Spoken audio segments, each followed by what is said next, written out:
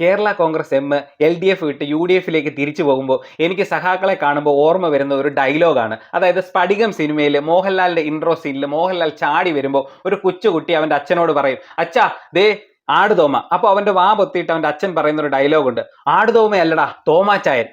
അത് കണക്കാണ് സഖാക്കന്മാരുടെ അവസ്ഥ. കാരണം കോഴമാണി എന്ന് വിളിച്ച് കളിയാക്കി, കോഴമാണി കോഴമാണി എന്ന് വിളിച്ച് കളിയാക്കി അതേ നാവ് കൊണ്ട് തന്നെ അവർ മാണിസാർ എന്ന് വിളിച്ചു. എപ്പോഴാണ് മാണിസാർ എന്ന് വിളിച്ചത്? കേരള കോൺഗ്രസ് എം LDFിലേക്ക് എത്തിയപ്പോൾ അവർക്ക് കോഴമാണി മാണിസാറായി.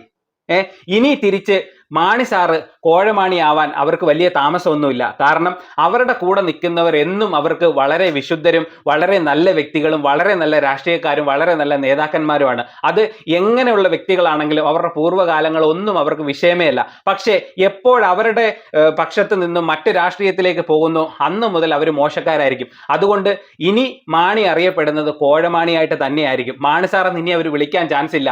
ഇനി അവരെ സംബന്ധിച്ച് ജോസ് കെ മാണി വളരെ മോശപ്പെട്ടവനായിരിക്കും. ഇനി അവരെ സംബന്ധിച്ച് കേരള കോൺഗ്രസ് എം പ്രവർത്തകർ അവരുടെ ശത്രുക്കളെ പോലെ തന്നെയായിരിക്കും. അതുകൊണ്ട് കോഴമാണി എന്ന് വിളിച്ച നാവ് കൊണ്ട് മാണിസാറെ എന്ന് വിളിപ്പിച്ചതിന് ശേഷം വീണ്ടും കേരള കോൺഗ്രസ് എം UDFിലേക്ക് പോകാൻ പോകുന്നു.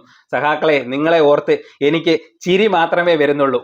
ഒരു സമയത്ത് മാണിസാറെ എന്ന് വിളിക്കുന്നു, ഒരു സമയത്ത് കോഴമാണി ആവുന്നു, വീണ്ടും മാണിസാർ ആവുന്നു, വീണ്ടും ഇനി കോഴമാണി ആവാൻ പോകുന്നു.